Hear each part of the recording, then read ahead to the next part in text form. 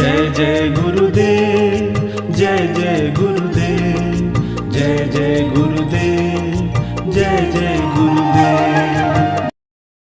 सद्गुरुदेव देवादिदेव दयालं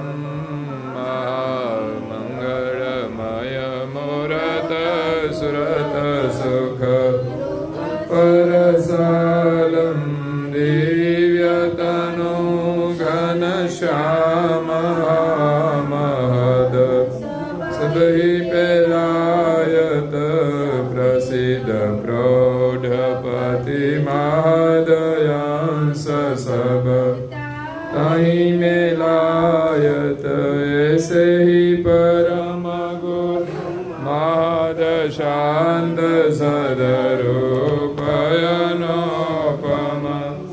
सकृतयांस सेवित विभूति करण निरूपम षोडशचिन संयुक्त तनोदर तेजय परबल विभूति षोडशयुक्त कलाकट जिनो कल ऐश्वर्य जिनो महाद मनोरथ पूरे मन का करण जुग जन वेश प्रगट किए ज्ञान कड़ंका भुवन त्रिय अहंकार ज्ञान गम गरजत अद्भुत अनंत अंश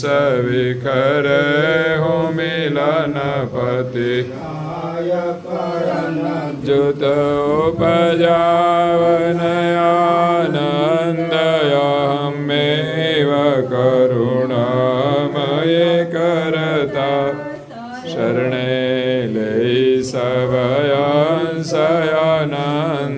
जन्मया गरता किए निर्मल तनुयांश वांश में तय मेलायत अंश के तु नहे कर्म कर्म सब छोड़ायत ऐसे ही परम गुरु प्रकट सजन सुख कजतनोदर श्रीमत कुबेर सर्वज्ञ गति पसरे अचराचर जहाँ जहाँ परम गुरु प्रगट समीप नारायण निज दासा जुग जग महाजन विहित करण विज्ञान प्रकाशा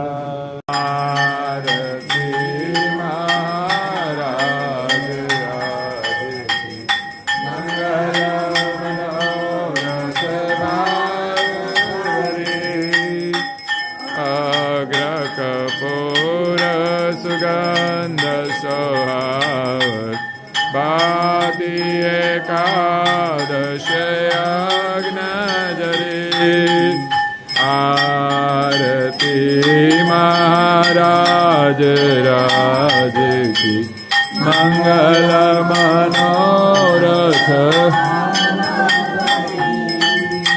बाल तिलक केसर खजुराजे समर शिर पर छत्रधरी कौस्तुभ मणियोर दंत ही शोभा निजानंद घन श्याम हरे आरती महाराज राज की मंगल मनोरथ सत केवल साहेब, सत केवल साहेब, सत केवल साहेब।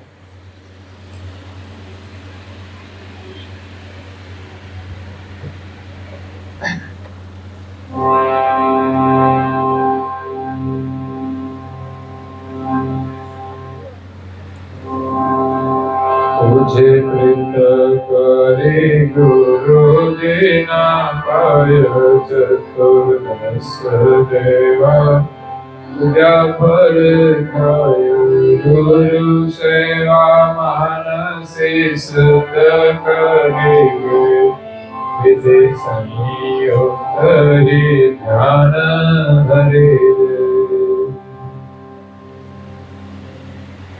પ્રાય ભક્તજનો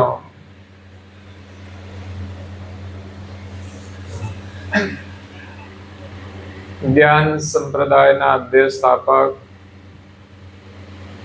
અનંત બ્રહ્માંડાધીશ વિશ્વનિયંતા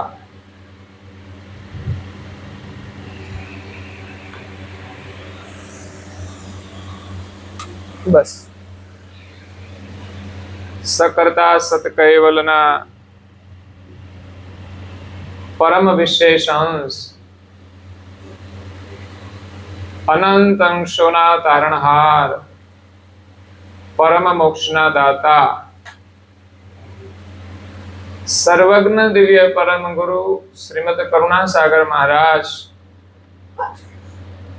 આ વિશ્વની અંદર 14 લોક અને 7 દ્વીપમાં સર્જનહારનો સંદેશ લઈને આવ્યા છે.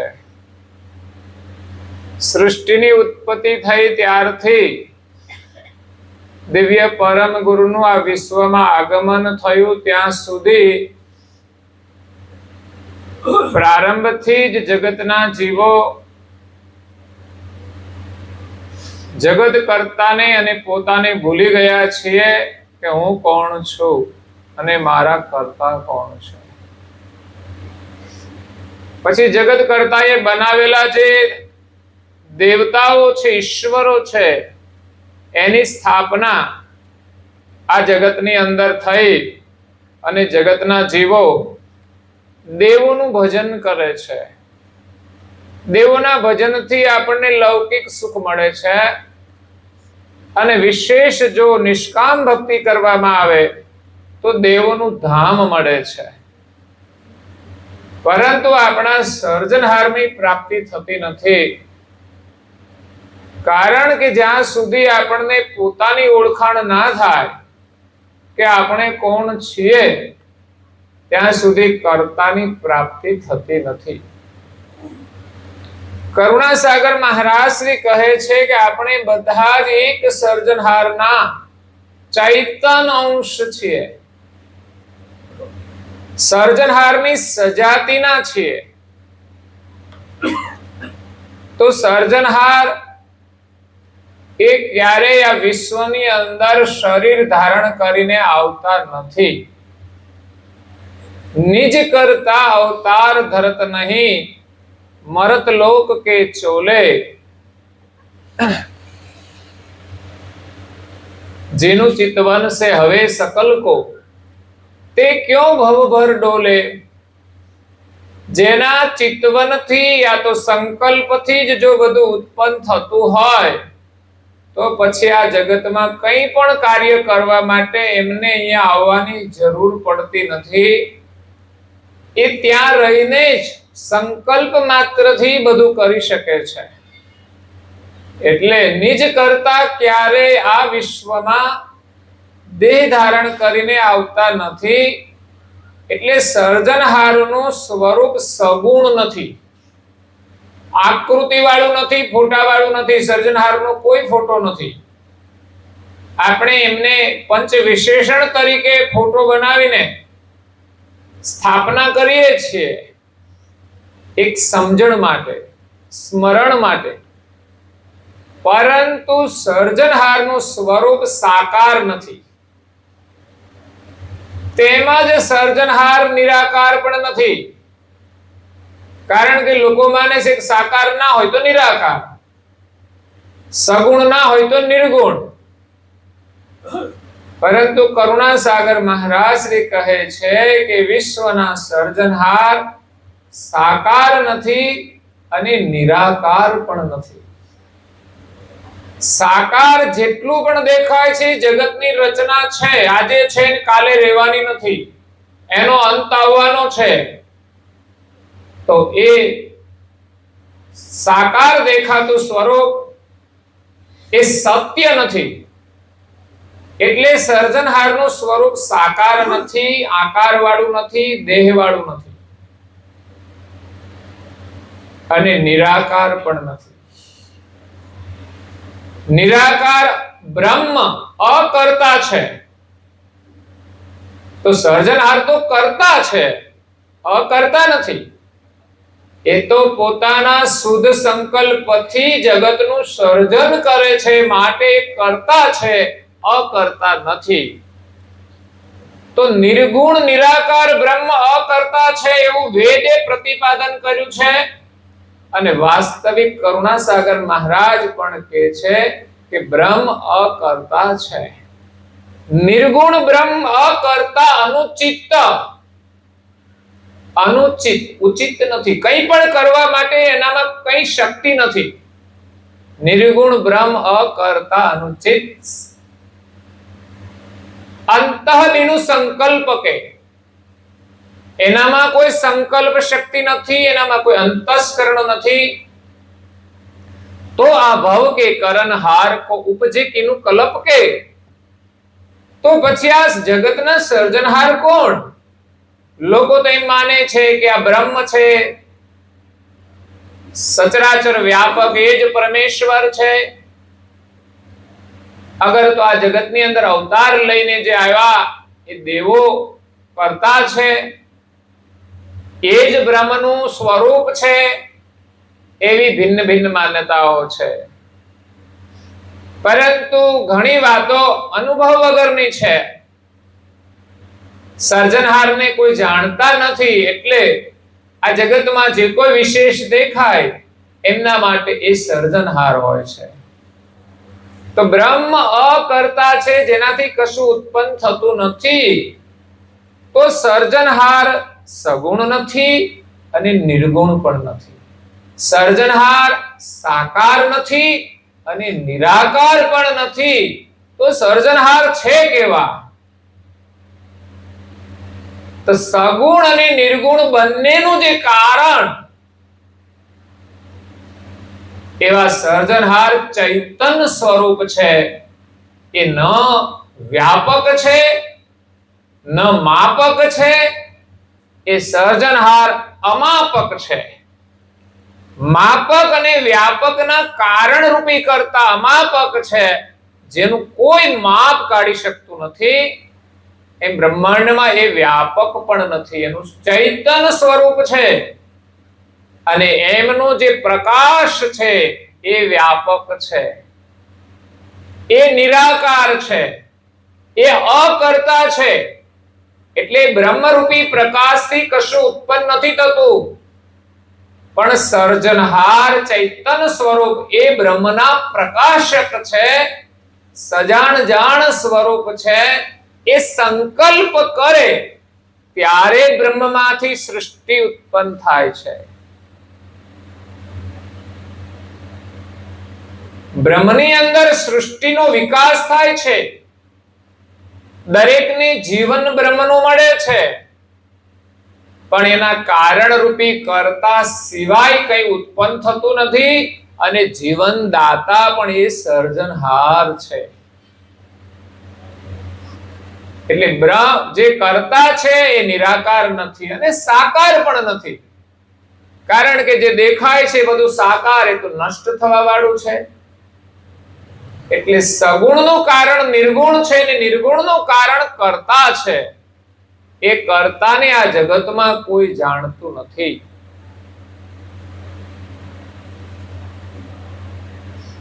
એનો સંદેશ લઈને સર્જનહારના સાનિધ્યમાંથી, એના ધામમાંથી પરમ વિશેષ અંશ પરમ ગુરુ, જે જંબુદ્વીપની અંદર જેનું નામ છે કરુણા સાગર, બીજા દ્વીપોની અંદર પરમ ગુરુએ અલગ અલગ નામ ધારણ કર્યા છે. પાલકી દ્વીપની અંદર ભવભીડ ભંજન સાહેબ નામ હતું. પુષ્કર દ્વીપની અંદર કાયમ પુરુષ નામ હતું. તો આ પ્રમાણે જુદા જુદા નામ એમણે ધારણ કર્યા છે. પણ એ કર્તાના પરમ વિશેષ અંશ છે. સર્જનહાર અંશી અને આપણે બધા જ એમના અંશ છીએ. એમાં પરમ ગુરુ કરુણા સાગર એ પરમ વિશેષ અંશ છે, સૌથી મોટા છે, સૌથી પરમ છે, શ્રેષ્ઠ છે. એ હંમેશા કર્તાના સાનિધ્યમાં રહે છે અને અખંડ કર્તાને જાણે છે. એ ક્યારે કર્તાને ભૂલી જતા નથી. આ જગતની અંદર પરમ ગુરુ કરુણા સાગર એ દિવ્ય દેહ ધારણ કરીને આવે છે, છતાં પણ એ કર્તાને ભૂલી જતા નથી. જ્યારે પરમ વિશેષ અંશ નિરંજન પુરુષ પણ છે, એમણે દેહ ધારણ કર્યો, જ્યોતિ સ્વરૂપ નિરંજન, તો શરીરની અસ્મિ લાગવાથી એ પોતાને અને કર્તાને ભૂલી ગયા. પરંતુ કર્તાએ એને સામર્થ્ય આપ્યું છે મોટા દેવ તરીકે, તો એ સામર્થ્યથી આખી સૃષ્ટિનું એ સંચાલન કરે છે. પણ એ ખુદને જાણતા નથી કે હું કૈવલનો અંશ છું. એ પણ કૈવલને ભૂલી ગયા. પછી આવ્યા વિશેષ ગતિના અંશો બ્રહ્મા વિષ્ણુ મહેશ. એમણે પણ ગુણનો શરીર ધારણ કર્યા છે, રજોગુણ, સત્વગુણ અને તમોગુણ. તો એ પણ કર્તાને ભૂલી ગયા છે, છતાં પણ પરમ વિશેષ અંશની ગતિ હોવાથી એ પણ બ્રહ્માંડનું સંચાલન કરી રહ્યા છે. તો એ પણ અંશ છે, આપણે પણ અંશ છીએ, નિરંજન પણ અંશ છે, પરમ ગુરુ પણ અંશ છે. માત્ર એક સર્જનહાર કૈવલ એ જ અંશી એટલે સર્જનહાર છે, જેનાથી આ અંશોનું સર્જન થયું છે. એક જ અંશી છે. ભગવાન જુદા જુદા નથી, પણ એનો સિદ્ધાંત સ્થાપિત કરવો પડે તો મનાય કે આ એક જ સર્જનહાર છે. એટલે આપણે બધા સામાન્ય અંશ છીએ, મૃત્યુલોકમાં રહેવા વાળા. દેવતાઓ વિશેષ અંશ છે, જે બ્રહ્માંડમાં રહેવા વાળા છે. અને પરમ વિશેષ અંશ પરમ ગુરુ કરુણા સાગર એ કર્તાના સાનિધ્યમાં રહેવા વાળા છે. આ જગતની અંદર જગતના અંશો, જગતના જીવો કર્તાને ભૂલી જાય ત્યારે સર્જનહારના હુકમથી, સર્જનહારના સાનિધ્યમાંથી જગત કર્તાનું જ્ઞાન લઈ, એમની જાણ લઈ, પરમ વિશેષ અંશ પરમ ગુરુ 14 લોક અને 7 દીપમાં પ્રગટ થઈ અને કર્તાનો સંદેશ આપે છે કે આપણે બધા જ એક સર્જનહારના અંશ છીએ. તો આપણે કોઈના સાથે લડવું જોઈએ નહીં, મારું તારું કરવું જોઈએ નહીં. ભગવાને આપણને જે આપ્યું હોય એમાંથી આપણે વહેંચીને પ્રેમથી બધાની સાથે રહીને આપણે ખાવું જોઈએ અને જીવવું જોઈએ. બધા જ કૈવલના અંશ છે, તો ભગવાને આપણને જે આપ્યું છે એમાંથી આપણે કેટલું જોઈએ એટલો જ ઉપયોગ કરીને વધારે ભગવાન જેટલું આપે એમાંથી આપણે વહેંચવું જોઈએ. જરૂરિયાતમંદને મદદ કરવી જોઈએ. પહેલા નંબરમાં તો મૂંગા, પશુ, પંખી, પ્રાણી એ પણ આપણા અંશ જ છે, આપણા ભાઈઓ જ છે, કર્તાના અંશ છે, અંશ બંધુ છે. તો એ પણ દુખી હોય તો એને મદદ કરવી જોઈએ. અને માનવ શરીરની અંદર ઘણા લોકો એવા છે કર્મ આધીન, પરાધીન જીવન જીવે છે. કોઈને પગની તકલીફ છે, કોઈને આંખની તકલીફ છે, કોઈને કઈ તકલીફ છે. આવા ઘણા પરાધીન લોકો છે, એની સેવા કરવી આપણું કર્તવ્ય છે. જો ભગવાન આપણને આપે, અગર તો આપણા પ્રારબ્ધથી આપણને મળ્યું હોય તો ફરી એનો સદુપયોગ કરીને આપણે વિશેષ પ્રારબ્ધ મેળવવું જોઈએ. અને ચૈતન્ય ભાવે જ્યારે કાર્ય કરીશું ત્યારે જ આપણને ચૈતન્ય સ્વરૂપનો અનુભવ થશે. તો સર્જનહારનું લક્ષ્ય લઈને દિવ્ય પરમ ગુરુ આ વિશ્વમાં પ્રગટ થયા અને આ ભૂમિને પાવન કરી છે. આ ગામડાઓની ભૂમિમાં પરમ ગુરુએ વિચરણ કર્યું છે. એમના ચરણની રજ આજે પણ આ પૃથ્વી પર છે. ભલે વરસાદ આવે, બધું ધોવાઈ જાય, પણ એ ધૂળ છે ને એ પાવન રહે છે. જે ધરતી પર પગ મૂક્યો છે એની માટી માત્ર ઉપરની જ નહીં, એના તળિયા સુધી તમે ખોદો ને તો એ પાવન જ માટી કહેવાય. તો એ ધરતી ઉપર આપણે રહીએ છીએ, એમના દર્શન થાય છે અને પરંપરાગત એનું જ્ઞાન આપણા પરિવારોની અંદર ચાલ્યું આવે છે, આપણને મળ્યું છે. એ આપણું અહોભાગ્ય છે.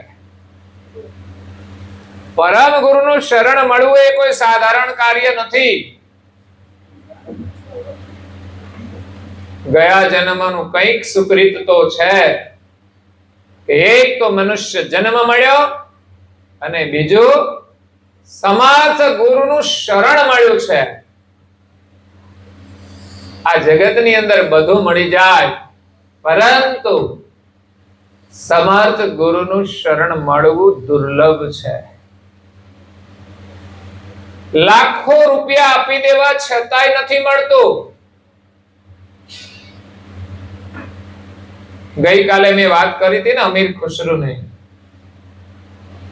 ગુરુની ચરણ પાદુકા હતી એક ગરીબ માણસ પાસે, પણ અમીર ખુસરો પાસે લાખો કરોડોનો કિંમતી સામાન હતો. એ બધું આપીને એમણે ગુરુની પાદુકા લઈ લીધી. જે શાંતિ લાખો ને કરોડો રૂપિયાથી ન મળી શકે, એ શાંતિ ગુરુના ચરણની પાદુકામાં હોય છે. અને એ પાદુકા લઈને ગુરુ પાસે દર્શન કરવા જાય છે અને ગુરુને કહે છે કે આપની ચરણ પાદુકા મને મળી ગઈ છે. ગુરુએ પૂછ્યું કેટલામાં લીધી? તો કે મારી પાસે કરોડોની મિલકત હતી ને મેં બધી જ આપી દીધી, ત્યારે મને આ પાદુકા મળી છે. ગુરુ કે તને સસ્તા મળી ગઈ, નહીં તો કરોડો રૂપિયા આપી દેવા છતાં પણ એ સદભાગ્ય નથી હોતું. પરંતુ અમીર ખુસરોની ગુરુ પ્રત્યેની શ્રદ્ધા અને નિષ્ઠા હતી એટલે એને મળી છે. રૂપિયા ધન એ તો નિમિત્ત હતું કે ગરીબ માણસ પાસે હતી પાદુકા, એને જરૂર પૈસાની હતી,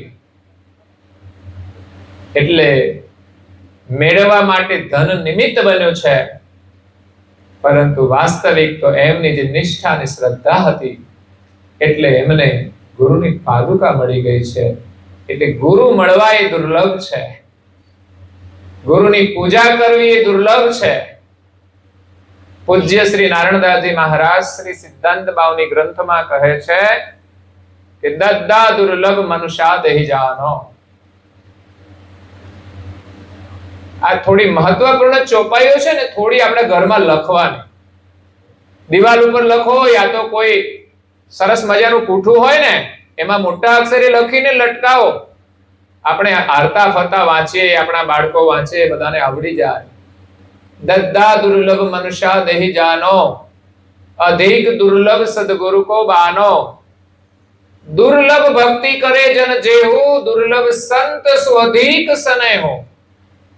આ માનવ જીવનની અંદર દુર્લભ શું છે, કિંમતી શું છે, જે બધાને નથી મળતું, જે સરળતાથી નથી મળતું. કેટલું સુકૃત હોય, કેટલું પુણ્ય હોય ત્યારે આ બધું મળતું હોય છે. પેલો તો માનવ દેહ મળ્યો છે, એ જ આપણું સદભાગ્ય કહેવાય.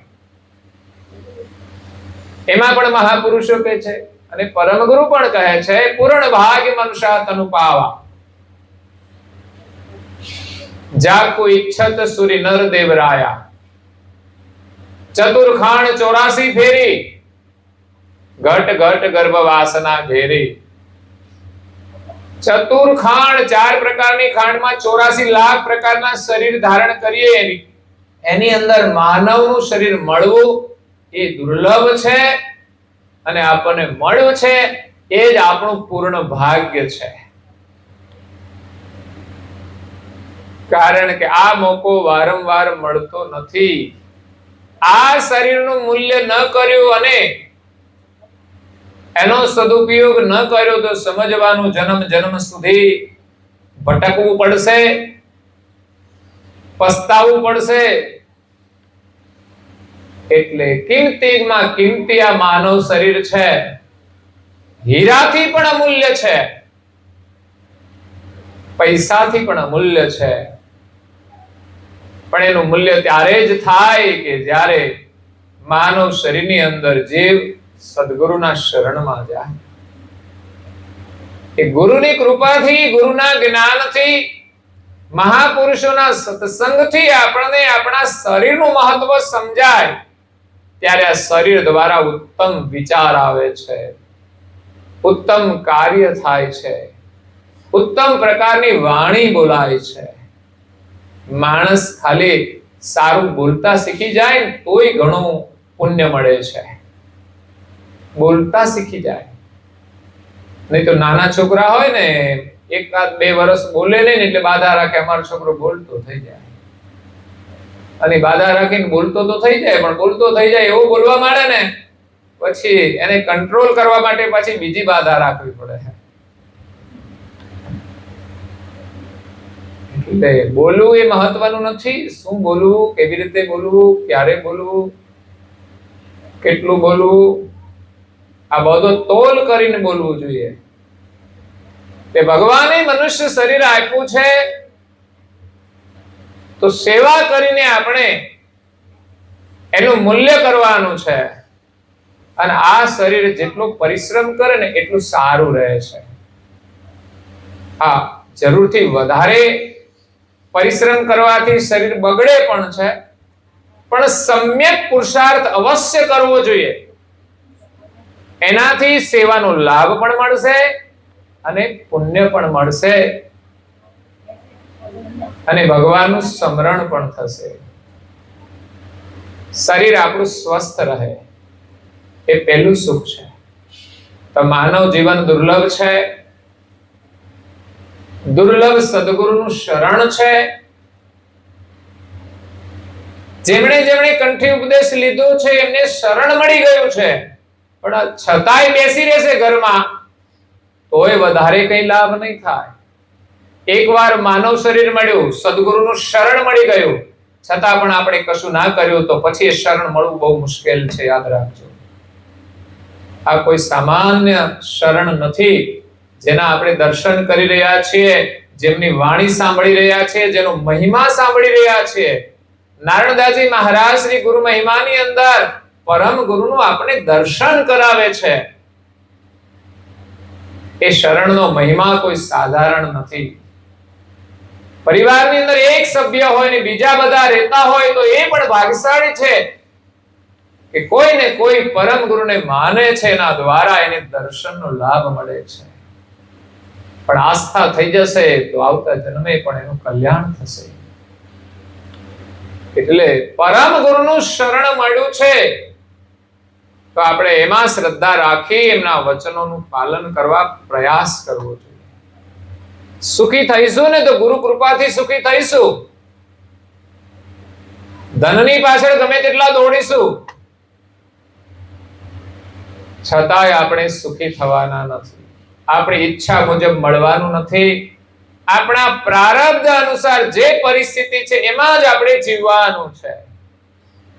વધુ મળે તો પણ આપણી દોડ મટી નથી જવાની, તો આપણે વધારે દોડવાના છીએ. એટલે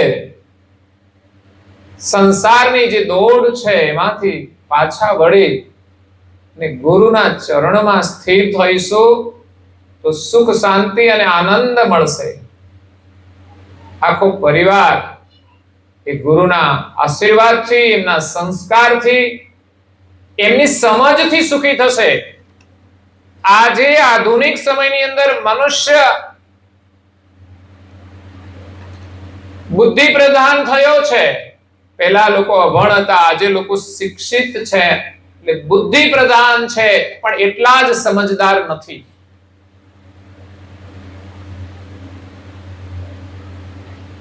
સમજ પ્રધાન નથી, નહીં તો ઘરમાં કલેશ ને કંકાસ ન હોય, લડાઈ ને ઝઘડા ના હોય, વધ્યા છે. મતલબ કે લોકો શિક્ષણ પ્રધાન બન્યા છે છતાં પણ સમજ પ્રધાન નથી. પૈસાના કારણે લડે છે, કાવા દાવા કરે છે, કઈ કારણો છે? આપણે સમજણ પ્રધાન બનવાનું છે. જીવનની સાચી મૂડી, સાચું ધન એ સમજણ છે. સાચું ધન મેળવવાનું છે. પેલું ધન તો વ્યવસ્થા માટે જરૂરી છે, ઓછું હોય તોય આજે આખી દુનિયા જીવે છે. આપણે મરવાના નથી. ઓછું ધન હશે તો પણ લોકો કેટલાય દિવસો સુધી ભૂખ્યા રહીને પણ જીવી જાય છે.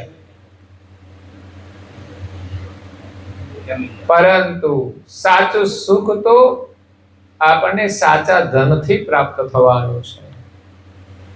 અને એ ધન છે ગુરુ પાસે. ગુરુનું જ્ઞાન છે સાચું ધન છે. એની જે સમજ છે સાચું ધન છે. સમજણ સાધન સાચું, સર્વ થકી સમજણ સાધન સાચું. સમજ્યા વિના કરવું તે કાચું, સર્વ થકી સમજણ સાધન સાચું. સમજ્યા વગરનું જે કંઈ કરવું ને બધું નકામું છે, અર્થવિહીન છે. અને સમજીને આપણે કરીએ એટલું જ આપણું કાર્ય સફળ છે. સમજણ કા ઘર નિકા, સંતો સમજણ કા ઘર નિકા, તાતે યોગ ભોગ સબ ફીકા. જ્યારે સમજણના ઘરમાં આવી જઈશું ત્યારે આ ભોગનો બધો યોગ છે ને બધો ફીકો પડી જશે. જીવનનો અસલી ખજાનો મળી જશે. પછી આ સંસારના ભોગની કોઈ ચાહના રહેશે નહીં. એને દેખાશે કે આજ બધા દુઃખનું કારણ છે. જેટલું સંસારમાં જરૂરી છે એટલું જ કામ લાગે છે, જરૂરથી વધારાનું બધું દુઃખરૂપ છે. જુતિયા કેટલા જોઈએ આપણે? એક જોડી જોઈએ. કેટલા જોઈએ? પણ લોકોને 10 જોડી હોય છે તો પણ શાંતિ મળતી નથી. કપડા કેટલા જોઈએ? 5 જોડી કપડા જોઈએ, પણ 10 જોડી હોય છે તો પણ શાંતિ મળતી નથી. મકાન કેટલું જોઈએ? એક મકાન જોઈએ. એક મકાનની અંદર શું, એક રૂમની અંદર લોકો 5-5 લોકો રહેતા હતા. પણ એક મકાન હોય પણ 2-3 થઈ જાય તોય શાંતિ નથી મળતી. આ બધું જરૂરથી વધારાનું ગમે તેટલું મળી જાય વધારે દુઃખરૂપ છે. ખાવાનું કેટલું જોઈએ? એનાથી વધારે ખાઈએ તો શું થાય? એ જ સ્થિતિ દરેક ચીજની અંદર છે. જરૂરથી વધારાનું બધું દુઃખરૂપ.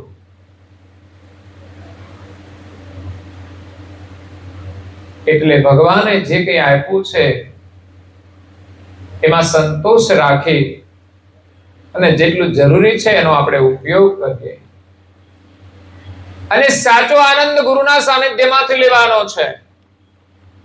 આજે લોકો પૈસાની પૂજા કરે છે પણ ગુરુની પૂજા નથી થતી, દેવોની પૂજા નથી થતી. એમાં શ્રદ્ધા નથી, એના માટે ટાઈમ નથી. સવારમાં ઉઠીને ભાગવા જ માંડે છે લોકો, નાયા ધોયા વિના. આ જીવનનો કોઈ અર્થ રહેશે નહીં. એટલે ઘણા લોકો સુખી છે છતાં પણ એ લાભ નથી લઈ શકતા. મોડા સુધી ઊંઘે છે, મોડા સુધી જાગે છે, એશ આરામ છે, મનોરંજનના સાધનો છે. એને એમ લાગે છે આના માટે જ જીવન મળ્યું છે. પણ પરિસ્થિતિઓ જ્યારે બદલાય છે, સમય એવો આવે છે કે પૈસા એની જગ્યાએ પડ્યા રહે છે, એના શરીર કામ નથી કરતું, ત્યારે આપણને સુખ નથી મળતું. એટલે જે કંઈ મળ્યું છે એમાં સાચો આનંદ અને સુખ તો સત્સંગમાં છે, સંતોના સાનિધ્યમાં છે, સદગુરુના સાનિધ્યમાં છે, ઈશ્વર સ્મરણમાં છે, ભગવત સ્મરણમાં છે. સેવાની અંદર સુખ સમાયેલું છે. ભગવાન જ્યારે પણ સેવાનો અવસર આપે ને તો ચૂકવું જોઈએ નહીં. સત્યનું સ્મરણ કરવાથી સુખ મળશે. પણ આખી દુનિયા નશ્વર ચીજોનું સ્મરણ કરે છે. મને આ મળી જાય, મને પેલું મળી જાય, આનું આમ થઈ ગયું, આનું આમ થઈ ગયું, આ નુકસાન થઈ ગયું, આ લાભ થઈ ગયો. નશ્વર ચીજોનું રાત દિવસ સ્મરણ કરે છે.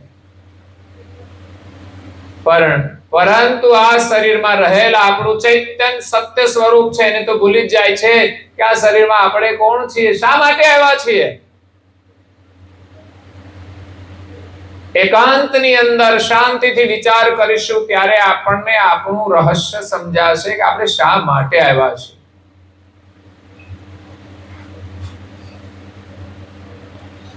તો માનવ શરીર મળ્યું છે, એમાં ગુરુનું શરણ મળ્યું છે, દુર્લભ છે, એમાં ભક્તિ કરી લઈએ અને ભક્તિની અંદર સહાયરૂપ થાય એવા સંતોના સાનિધ્યમાં રહીએ. દુર્લભ સંત સુ અધિક સ્નેહ, સંતોના પ્રત્યે અધિક સ્નેહ રાખવું બહુ દુર્લભ છે.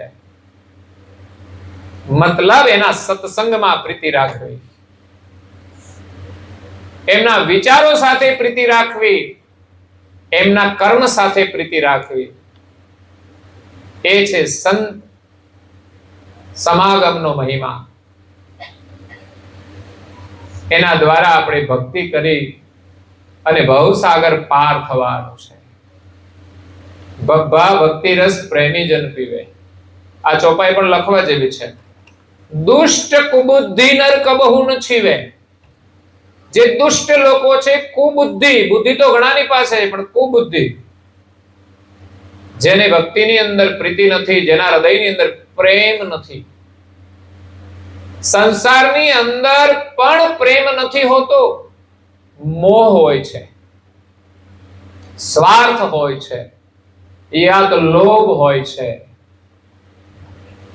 પ્રેમ નિસ્વાર્થ હોય છે, પરમાર્થનો હોય છે, જેમાં સેવાનો ભાવ હોય છે. તો પરિવારની અંદર પણ પ્રેમ હોવો જોઈએ અને એ પ્રેમ છે પરિવારના બધા જ સભ્યો સવારે વહેલા ઉઠી અને ભગવત પૂજા કરે.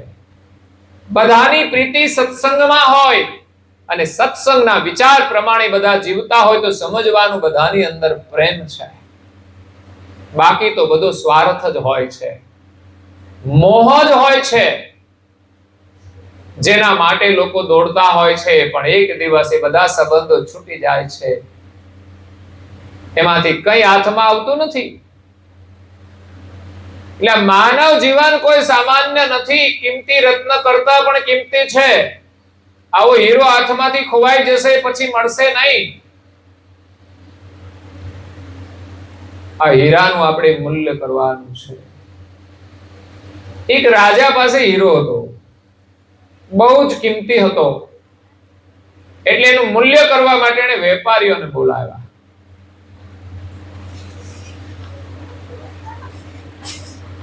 તો બધા લોકો પોતપોતાની રીતે હીરાનું મૂલ્યાંકન કરે છે. જેમ આપણા દેશનો કોહિનૂર હીરો લંડનની અંદર છે. ભૌતિક રીતે એની કિંમત છે,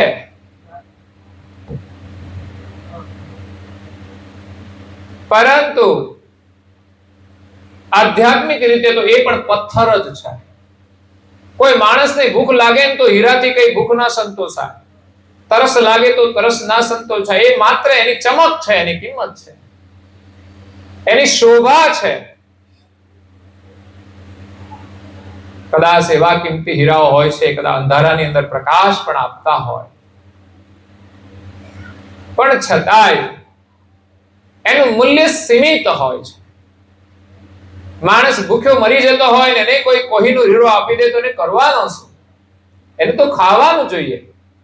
લાખો રૂપિયા બેંકમાં પડ્યા હોય તો કરવાના શું? એને તો ભોજન જોઈએ છે. જેની પાસે વસ્ત્ર ન હોય એને વસ્ત્રની જરૂર છે, આશ્રય ન હોય તો આશ્રયની જરૂર છે. તો અહીંયા વેપારી એનું મૂલ્ય કરે છે.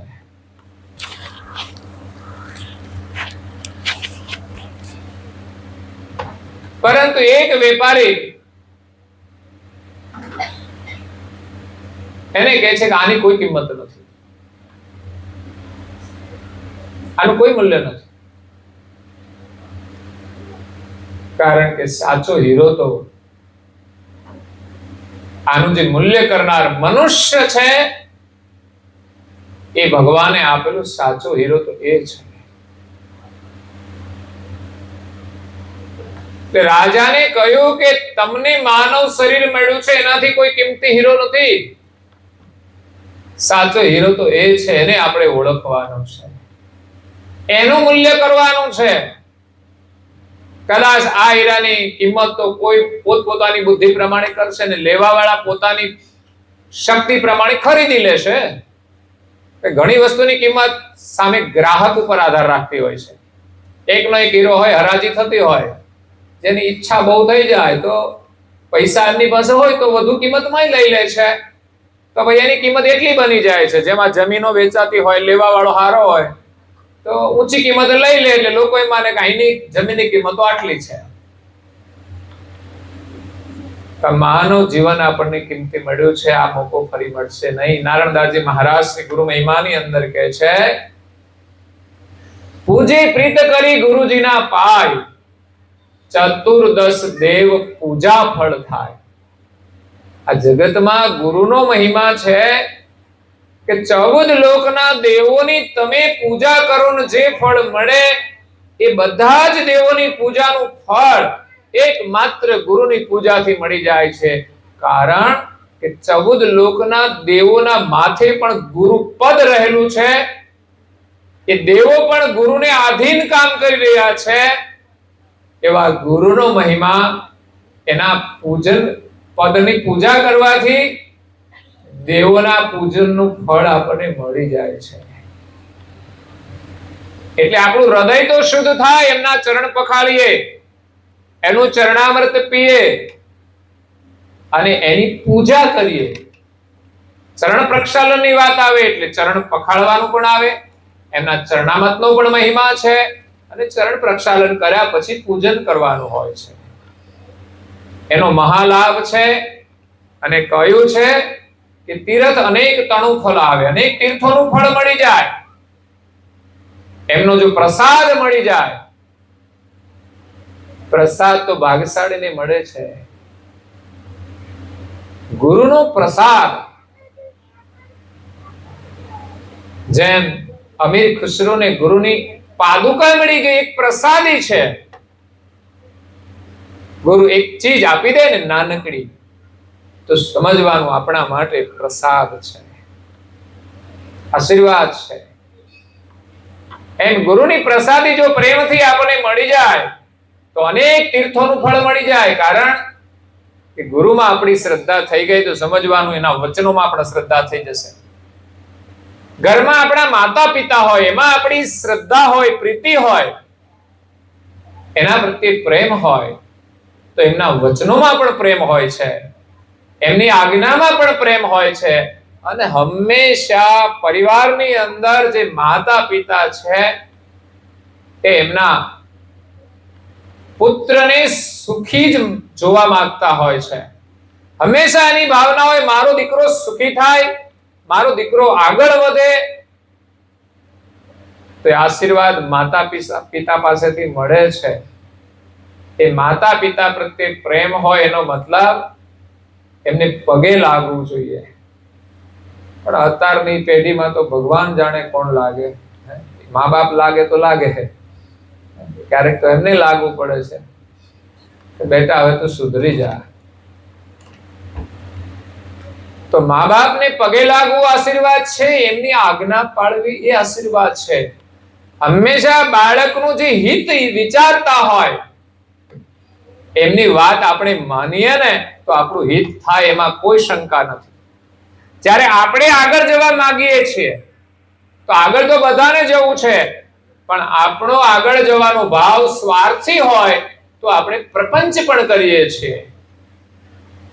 જ્યારે માતા પિતાના આશીર્વાદ મળી જાય, જે હંમેશા બાળકને સુખી જોવા માંગે છે, એ માતા પિતાની આજ્ઞા પ્રમાણે જો આપણે ચાલીશું તો ચોક્કસ આપણે સુખી થઈશું. અને મા બાપ ક્યારેય પણ એને ખોટા માર્ગે આગળ વધવા પ્રેરિત નહીં કરે. ખોટે માર્ગે જતો હશે તો એને રોકવાનું કામ મા બાપ કરશે. અને આ જગતની અંદર, પરિવારની અંદર મા બાપની માત્ર વાત માની લે ને તો પરિવારમાં તો એ સુખી સંપન્ન થઈ જશે. એનું મૂલ્ય કરવું જોઈએ. કે બેટા કરો એટલે આંખો મીચીને કામ કરવું જોઈએ, આ નહીં કરવાનું તો એ જ ક્ષણે એ કામ છોડી દેવું જોઈએ. એટલે પરિવારની અંદર તો એ સુખી થાય છે, પરંતુ એનું કલ્યાણ નથી થતું. કોઈ માતા પિતા એના સંતાનનું કલ્યાણ નહીં કરી શકે.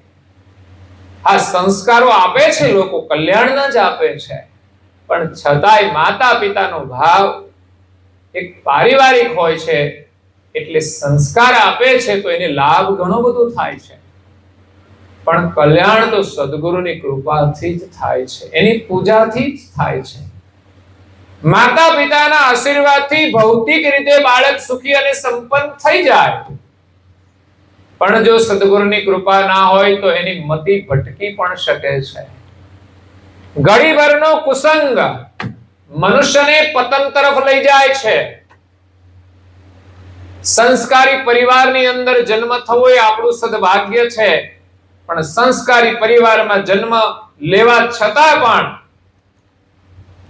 જો થોડા સમય માટે કુસંગ થઈ જશે તો પણ આપણે ભ્રષ્ટ થઈ જઈશું.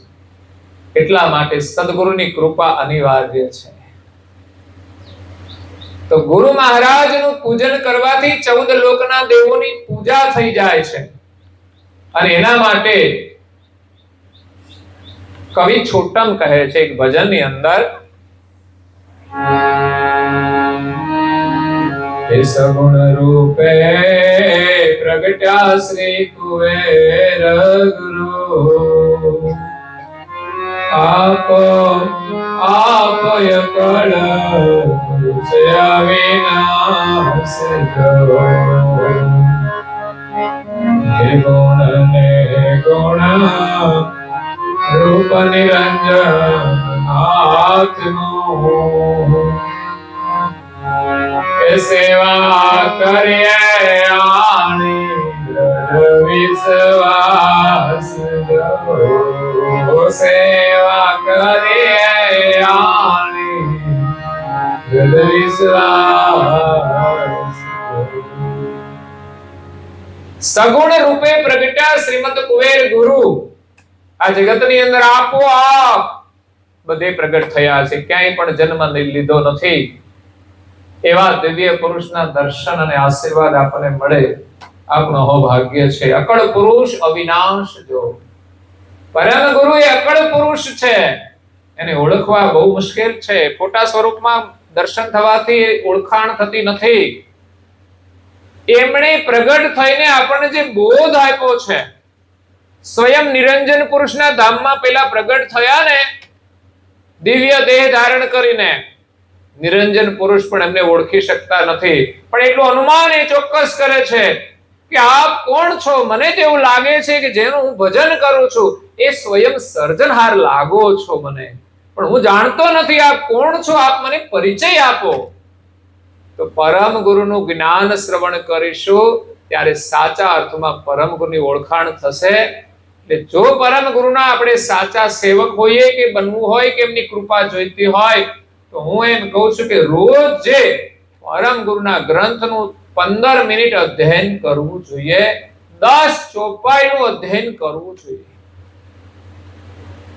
અને વધારે ન કરો તો 1 વર્ષ માટે તો આપણે સંકલ્પ કરીએ. આ રજત જયંતિ વર્ષની આપણે ઉજવણીના નિમિત્તે 1 વર્ષ માટે સંકલ્પ કરીએ કે હું રોજે 10 ચોપાઈનું અધ્યયન કરીશ.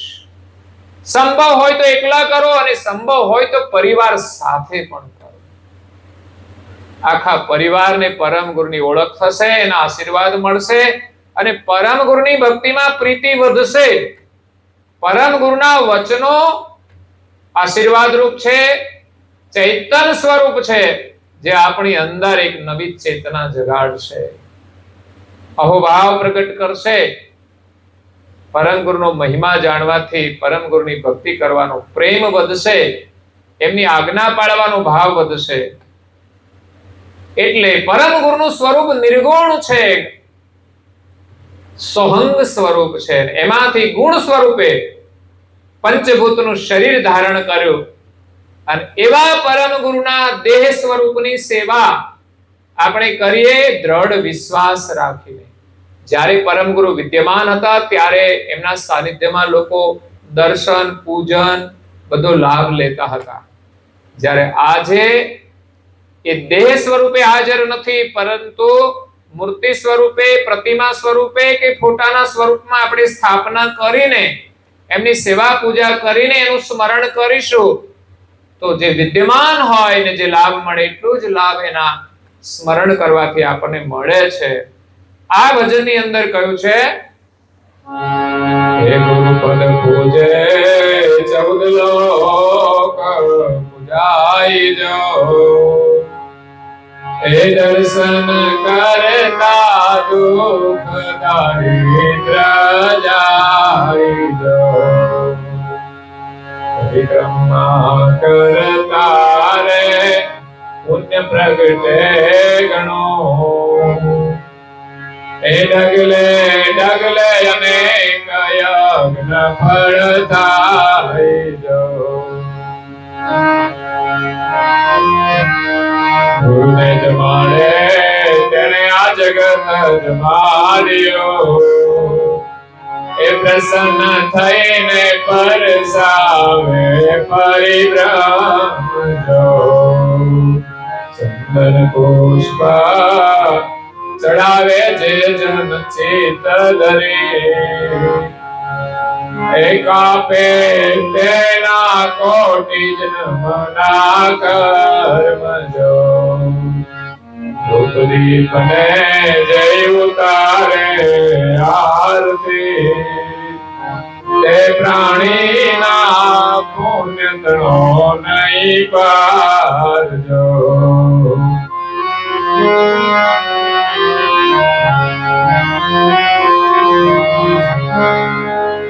ધ્યાન ધરીને તારે દ્રઢ તે અને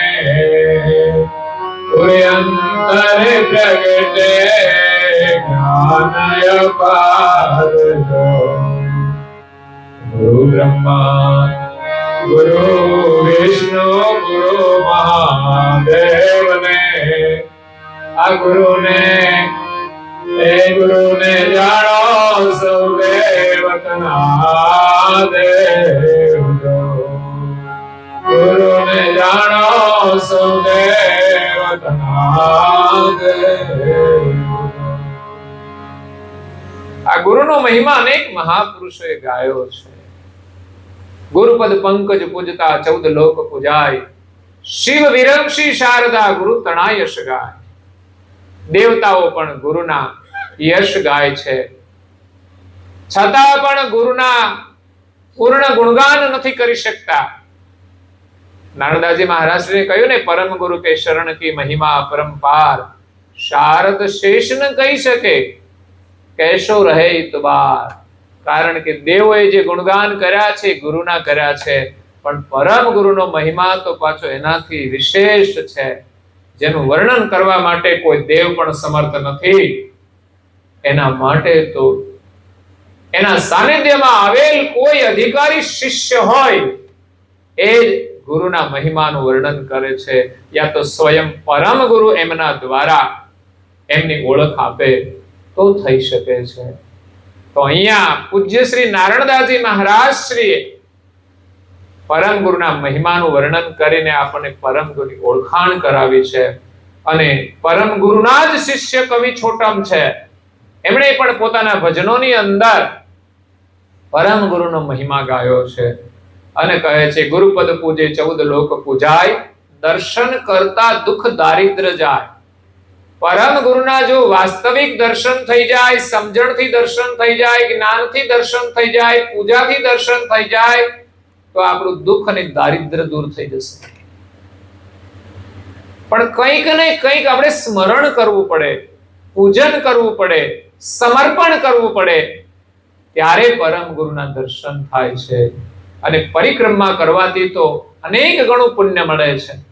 એટલે પરિક્રમાનું મહત્વ છે. ડગલે ડગલે અનેક યજ્ઞ ફળ થાય છે, અનેક યજ્ઞોનું ફળ મળે છે. ને ગુરુને જમાડ્યા એટલે આખા જગતને જમાડવાનું પુણ્ય મળે છે. કારણ કે ગુરુની કૃપાથી આપણને સર્જનહારની ઓળખ થઈ જાય છે. ચંદન પુષ્પ ચડાવે જે જન ચિત્ત ધરી, એવા ગુરુના ચરણની પૂજા કરી અને ચરણમાં ચંદનથી પૂજન કરી, પુષ્પો અર્પણ કરી, પ્રેમના પુષ્પો અર્પણ કરી અને પૂજા કરે છે, એના તો અનેક જન્મના પાપ તાપ બધું શાંત થઈ જાય છે. ધૂપ દીપ ઉતારે જે આરતી, આ બધી આરતી કોને કરવાની? ખાલી લખ્યું છે એમ જ નહીં, આ પૂજા છે, સેવા છે. તો ધૂપ કરીએ, દીપ કરીએ, આરતી ઉતારીએ, એ પ્રાણીના પુણ્ય તણો નહીં પાર. એટલે આપણે નાના બાળકથી માંડીને બધા સંસ્કાર આપીએ છીએ. પણ ઘણા લોકો તો આરતી ના ના એ તું કર કે આપણને તમને ફાવે શું? બીજું બજારે બેઠા બેઠા ગપ્પા મારવાનું, એવું પાછું કરે છે. હમણાં કઈ લડાઈ ઝઘડા કરવાનો હોય તો પહોંચી જાય પાછા. ગામમાં કઈક પ્રસંગ હોય ધાર્મિક તો આપણે હાજરી આપવી જોઈએ, પણ એમાં લોકો હાજરી ના આપે. કથા સત્સંગ હોય પછી કે ઓલા ચોર ચોરી કરી ગયા હતા એ આવ્યા છે તો જાવ એ કે જોવા માટે. એના દર્શન કરીને કઈ હારા વિચાર આવશે? એના દર્શન કરીને કરવાનું શું છે? કઈ પ્રેરણા મળવાની છે? તો કે એને મારે જોવા છે. તો આખું ગામ ખાલી ખોટા સમાચાર આવી ગયા તો બધા ભેગા થઈ ગયા. મેં કે હજુ આ ખોટી માનસિકતાઓ છે કે ચોરના દર્શન કરવાની ચાહના. એટલે ગુરુ આપણા માટે બ્રહ્મા છે, ગુરુ જ વિષ્ણુ છે ને ગુરુ જ મહાદેવ છે. કે બ્રહ્મા જગત સર્જન કરે છે, મતલબ એ કાર્ય સંભાળે છે.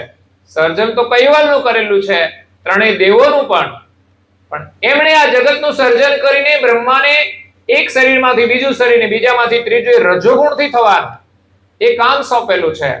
વિષ્ણુ પાલન પોષણનું કાર્ય કરે છે કે આ જગતની અંદર અધર્મ વધી જાય ત્યારે ધર્મનું પોષણ કરે છે. બાકી તો જીવન દાતા જીવન બધાને આપે છે. કીડીને કણ અને હાથીને મણ એના કર્મ અને પ્રારબ્ધ અનુસાર મળી જાય છે.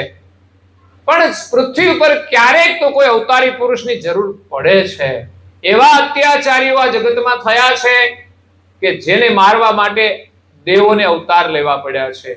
તો વિષ્ણુ એ રીતે પોષણ કરે છે કે જ્યારે પૃથ્વીનો પ્રલય થતો હોય, અધર્મ વધી જાય, ત્યારે એને નાશ કરવા માટે, ધર્મનું સ્થાપન કરવા માટે વિષ્ણુ આવે છે. અને શિવજી સંહારનું કાર્ય કરે છે. કોઈ પણ વસ્તુનું સર્જન થાય એનું વિસર્જન પણ હોય છે. એટલે શિવજીનું કાર્ય સંહારનું છે. દરેકને કાળ લાગુ પડે છે.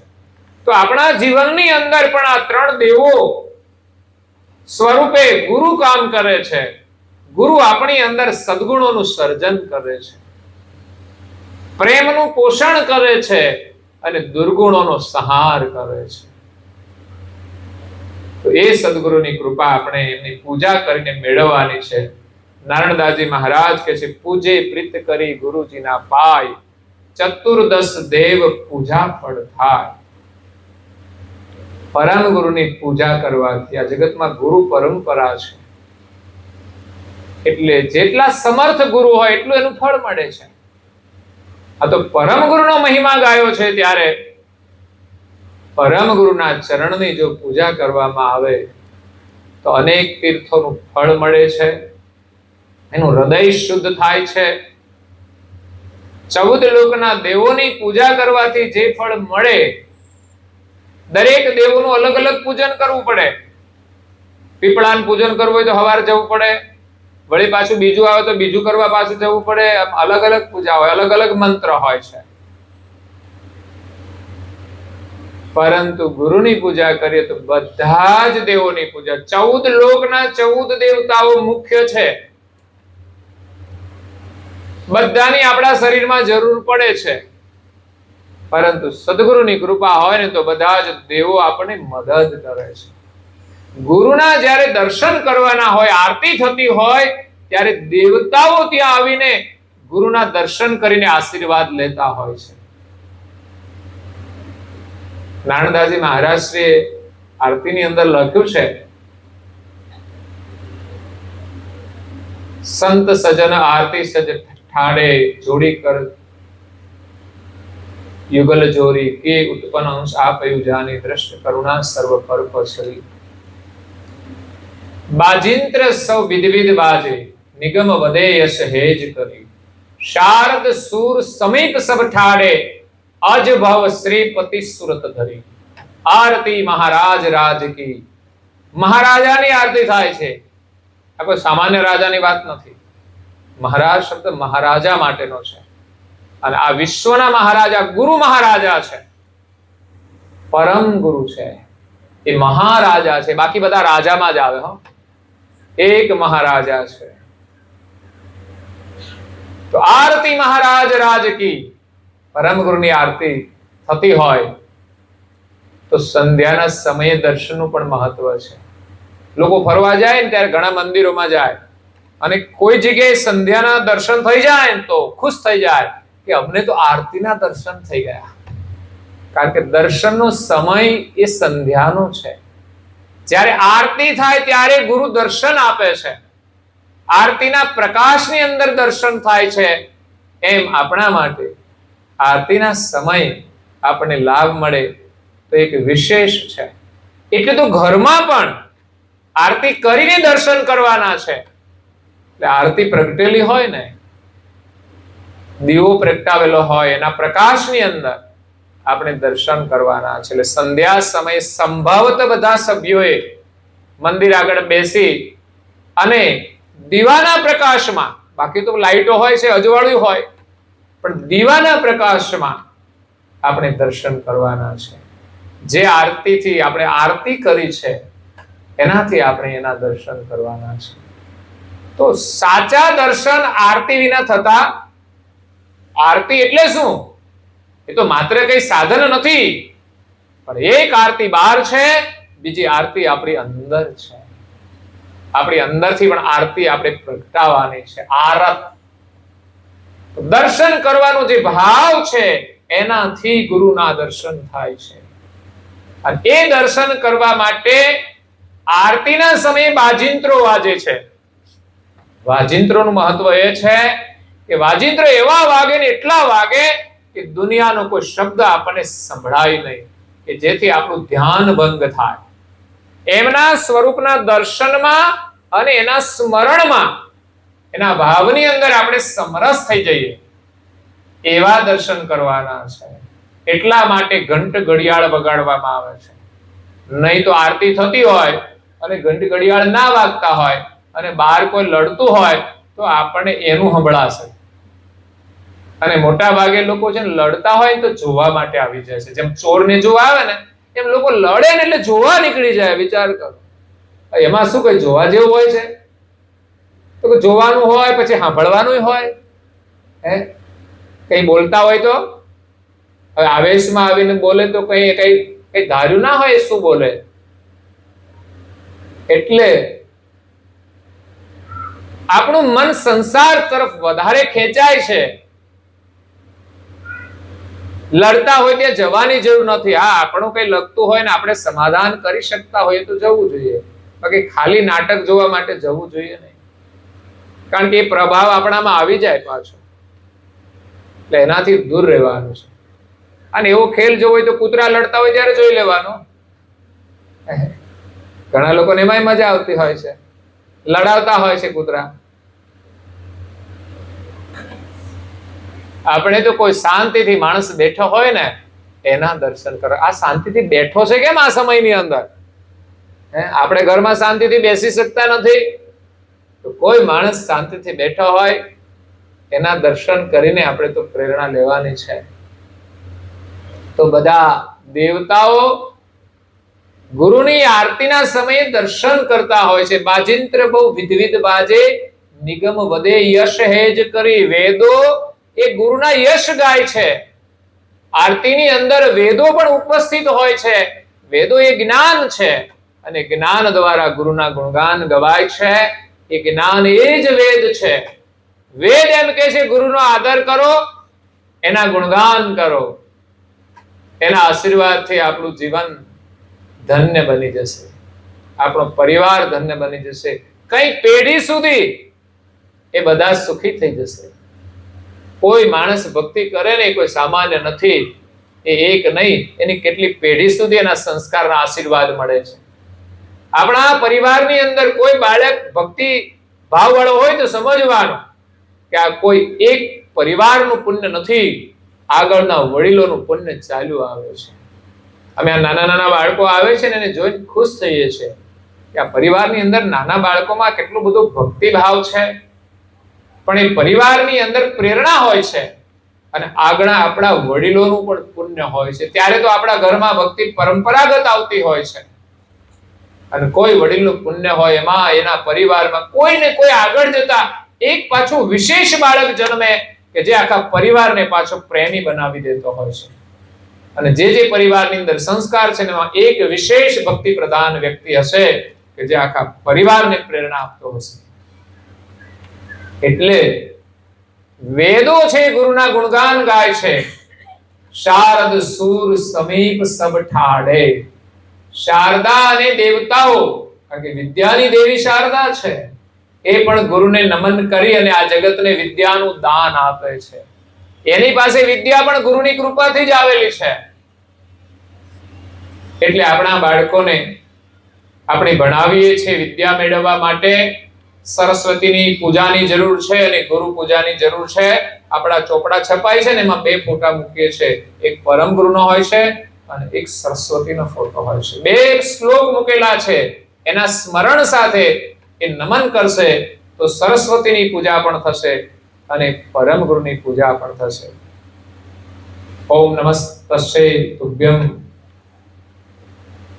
જે સરસ્વતી મંત્ર છે તો એ પ્રમાણે એને વંદના કરીએ તો શારદ સુર સમીપ સબ ઠાડે. બધા જ દેવતાઓ ગુરુના સમીપમાં આવીને ઉભા રહીને દર્શન કરે છે. અજ ભવ શ્રીપતિ સુરત ધરી. અજ એટલે બ્રહ્મા, ભવ એટલે શિવજી અને શ્રીપતિ.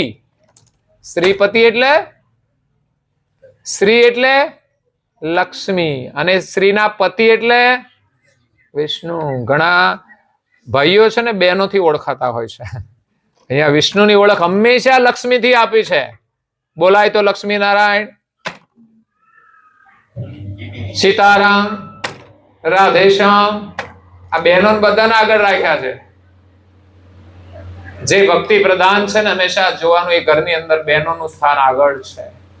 અને ભાઈઓની ઓળખ હોય ને તો બહેનો દ્વારા હોય. કોણ? પેલા બહેનના ઘરવાળા, એમ એને કોઈ મફતભાઈ ઓળખતું ના હોય,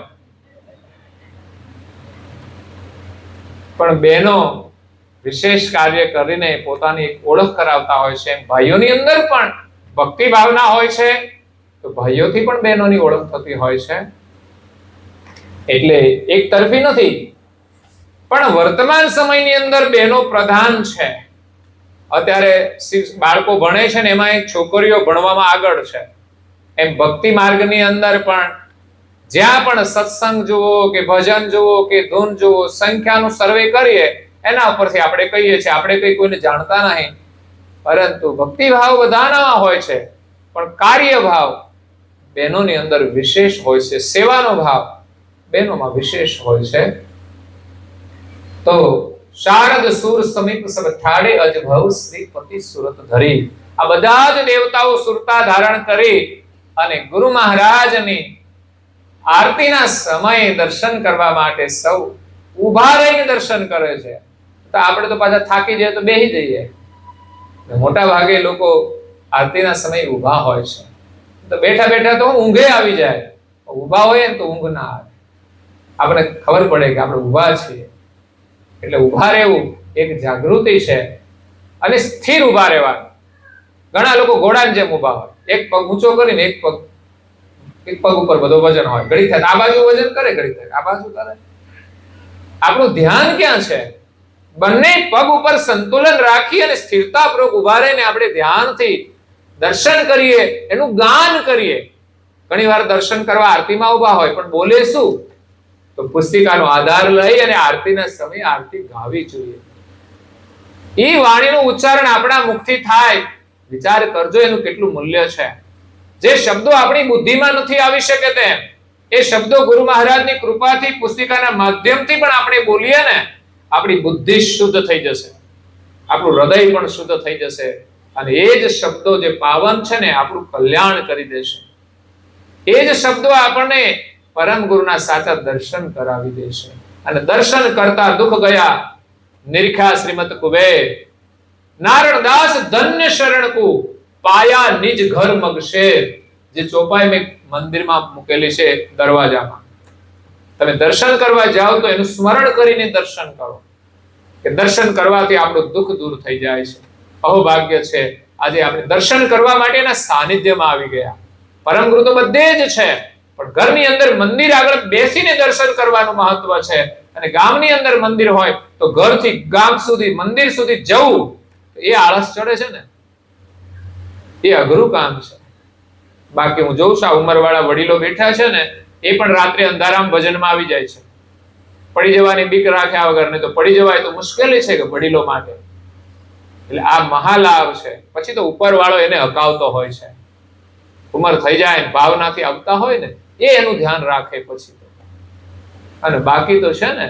દિવસે લોકો પડી જતા હોય છે ભાગ્ય કર્મ આધીન તો એ પરિસ્થિતિ ઊભી થતી હોય છે પણ મોટા ભાગે તો આપણે ભગવાનમાં શ્રદ્ધા રાખીને કામ કરીએ ને તો એ જ આપણી રક્ષા કરી શકે છે આપણું સુકૃત જ આપણી રક્ષા કરે બાકી આ સમયની અંદર ક્યારે હું થઈ જાય ને કશું કહેવાય નહીં આખી દુનિયાના સમાચાર સાંભળીએ ને તો એમ થાય કે હું થઈ રહ્યું છે રોજ કેવી કેવી પરિસ્થિતિઓ ઊભી થાય છે કેવા કેવા પ્રસંગો બને છે આપણને સાંભળી ના શકીએ જોઈ ના શકીએ એવા પ્રસંગો બની રહ્યા છે આપણે કેમ સુરક્ષિત એ આપણું સુકૃત છે એ જ સદગુરુની કૃપા છે કે આપણે સુરક્ષિત છીએ અને હંમેશા સુરક્ષિત રહીએ એવા વિચારો આપણે ગુરુ મહારાજ પાસેથી લેવાના છે તો અંતમાં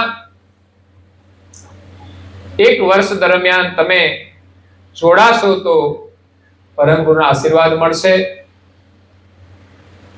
એમાં મારું કોઈ મહત્વ નથી વિશેષ પણ એક નિમિત્ત રાખીને આપણે તો આ સંકલ્પ પત્ર બનાવ્યું છે આમ તો કાયમ માટે કામ લાગે એવું છે પણ એક વર્ષ માટે કોઈ નવા નિયમ લઈને આપણે પ્રયાસ કરીએ રજત જયંતિ જે 25મું વર્ષ દીક્ષાનું છે આવતા વર્ષે વૈશાખ પૂર્ણિમા એ વર્ષ પૂર્ણ થશે તો આ વૈશાખ પૂનમથી આ વર્ષની શરૂઆત થઈ છે સંકલ્પ પત્ર વોટ્સએપ માધ્યમથી મોકલેલું છે લિંક આવે એ તમે ટચ કરો એટલે ઓપન થાય એટલે પરમ ગુરુના ફોટો છે એના દર્શન થાય જે કેલેન્ડરમાં છે પછી એમાં શ્લોક લખેલો હોય એ આપણે સ્મરણ કરીએ પછી નીચે બધા નિયમો લખેલા છે પરમ ગુરુની આજ્ઞા જ છે પણ પ્રવૃત્તિના માધ્યમથી 51 નિયમ લખેલા છે જેમાં છેલ્લે વ્યસન છોડવાનો પણ નિયમ આવે છે કારણ કે જ્ઞાન સંપ્રદાયની અંદર કેટલી અજ્ઞાનતા છે કે આપણને નિર્વ્યસની લોકો બહુ ઓછા જોવા મળે છે ખરેખર ધર્મનું ગૌરવ તો એ છે કે જ્ઞાન જો હોય સંપ્રદાયની અંદર જાગૃતિ હોય તો હું તો એમ કહું છું જ્ઞાન સંપ્રદાય એક પણ અનુયાયી વ્યસની ના રહેવો જોઈએ હોવું ના જોઈએ આ તો કહેવાના જ ખાલી સેવકો છીએ નહીં તો આ વ્યસનો આપણા ઘરમાં રહે નહીં એટલે ખરેખર જાગૃતિની જરૂર છે પણ એના માટે થોડી સાત્વિક પ્રવૃત્તિ કરીશું ધાર્મિક પ્રવૃત્તિ કરીશું એમાં જોડાઈશું તો આ વ્યસનોમાંથી છૂટી શકીશું બીમાર પડી ગયા પછી તો દવા લીધા વિના છૂટકો પરંતુ જ્યારે સારા હોઈએ સાજા હોઈએ ત્યારે જો સાવધાની રાખવામાં આવે ને તો આપણે બીમાર ન પડે એટલે સાત્વિક વાતાવરણમાં રહીએ ને તો ઘણા લોકો આજે પણ જોવા મળે છે જેના ઘરમાં કોઈ વ્યસન નથી જે વ્યક્તિના જીવનમાં વ્યસન નથી પણ આખા ગામમાંથી જોવા મળે તો મને લાગે 5 ઘર નીકળે આખા પરિવારમાં કોઈ વ્યસની ના હોય એવા પરિવારનું સર્વે કરું ને તો 5 ઘર જોવા મળે 5 જ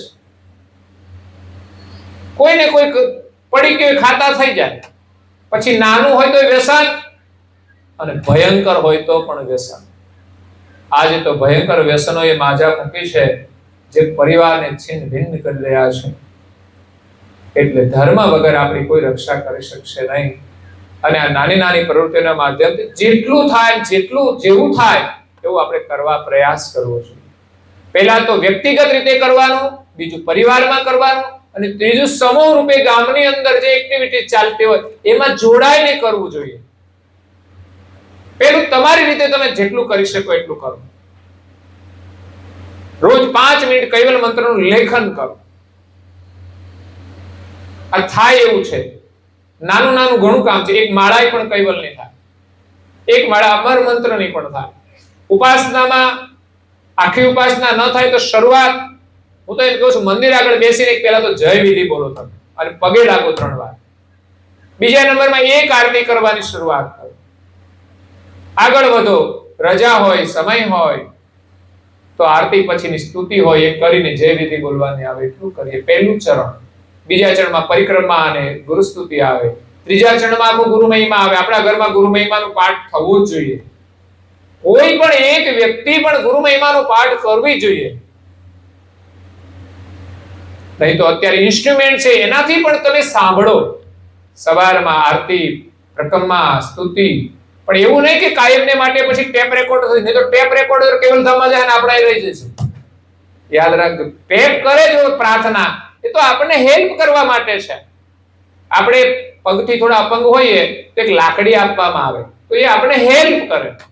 પણ એનાથી કાયમ ચાલવાનું આપણે પસંદ કરીશું કે કાયમને માટે લાકડીથી ચાલીએ તો સારું, વ્હીલચેરમાં બેસાડીએ તો શું વાંધો, તમારે હાલવું ના પડે, હે એ મોટું ભાગ્ય ના કહેવાય? પણ ના, આપણે તો પગેથી ચાલીએ તો જ આપણું કામ થવાનું છે. વ્હીલચેર તો માત્ર એક આધાર છે, લાકડી એક આધાર છે. એમ ઇન્સ્ટ્રુમેન્ટથી પ્રાર્થના ઘરમાં થાય શરૂઆત, આપણે રાગ આવડી જાય, આપણું આકર્ષણ થાય, બાળકોને પણ એને સાંભળવા મળે એટલા માટે કરવાનું છે. પણ પછી તો આપણે સ્વયં થોડું પણ સ્વયં કરીએ એટલું જ આપણને લાભ થાય. ભોજનની ગમે તેટલી વાતો સાંભળીએ ભૂખ ભાગશે, પણ એક રોટલી પણ ખાઈશું તો પણ આનંદ આવશે. એટલે ભોજનની વાતો ગમે તેટલી સાંભળીએ તો થોડી પ્રસન્નતા સાંભળવાની હોય, પણ ભૂખ તો ભાગતી નથી. એમ આપણું દુઃખ છે ને આપણે સ્વયં કરીશું ત્યારે જ દૂર થશે. એટલે દરેક વ્યક્તિએ જાગવાની જરૂર છે, દરેક પરિવારે જાગવાની જરૂર છે. તમે ધ્યાનથી વાંચજો તો ખરા, ગામની અંદર જે બધા પરિવારો છે એમને આ લિંક મળે ને તો ખોલજો, વાંચજો. એકાદ જણ વાંચે ને પછી કોઈ વંચાવે નહીં પાછા. આ પરિવારનો પ્રેમ કેવો, હું કહું છું ને, તમારો પ્રેમ સ્વાર્થનો છે. સાચો પ્રેમ હોય તો આવી લિંક આવે, તમારે બધાને એને સંભળાવવું જોઈએ, બધાને એમાં જોડવા જોઈએ. એ લિંક તમે ઉપર તમારું નામ લખી અને ટિક કરશો જેટલા નિયમ, અને છેલ્લે આવશે છેલ્લું બટન બ્લુ કલરનું સબમિટ, એટલે તમે અડશો એટલે અમને સીધું મળી જશે. પછી એની એ જ લિંક તમે ખોલશો તો કોરી જ ખુલશે, તમે બીજાને એમાં જોડી શકશો. એ જ લિંક તમે કોઈને શેર પણ કરી શકશો, તો જે ખોલશે એને કોરું જ મળશે. એનું નામ લખવાનું આવશે, તમે ટચ કરશો એટલે નામ લખાશે, નીચે કીબોર્ડ આવશે તરત મોબાઈલમાં. ગુજરાતીમાં, હિન્દીમાં, અંગ્રેજી 3 ભાષામાં મૂક્યું છે.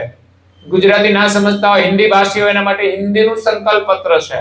અને વિદેશોની અંદર રહેતા હોય એને ભલે 2 જ નિયમ પાડે, પણ એક જોડાય અને સંકલ્પ સાથે નિયમનું પાલન કરે તો વિદેશોમાં પણ આપણા બાળકો રહેતા હોય, પરિવાર રહેતા હોય, એને પણ આપણે મોકલીને એમાં જોડવા છે.